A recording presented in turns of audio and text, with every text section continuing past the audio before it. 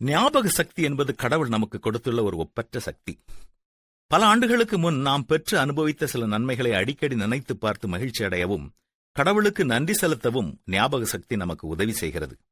அதே நேரத்தில் யாராவது நமக்கு செய்த தீமையை நாம் ஞாபகத்தில் வைத்து அதை நினைத்து நினைத்து வேதனைப்படுகிறோம். நமக்கு தீமை செய்தவர்களை பகைக்கிறோம், வெறுக்கிறோம்.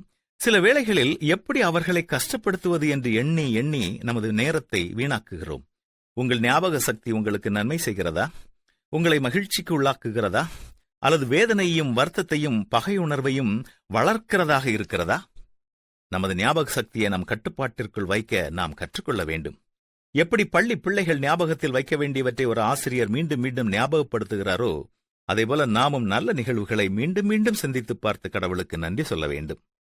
நமக்கு நன்மை செய்தவர்களிடம் நன்றி உணர்வோடு காலமெல்லாம் நடந்து கொள்ள வேண்டும்.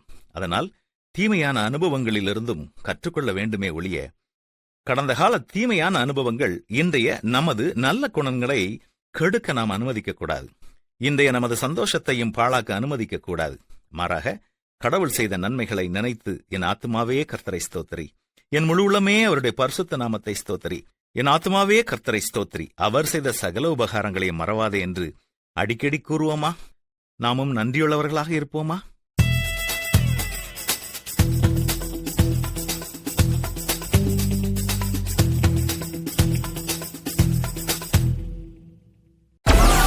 Download Moj.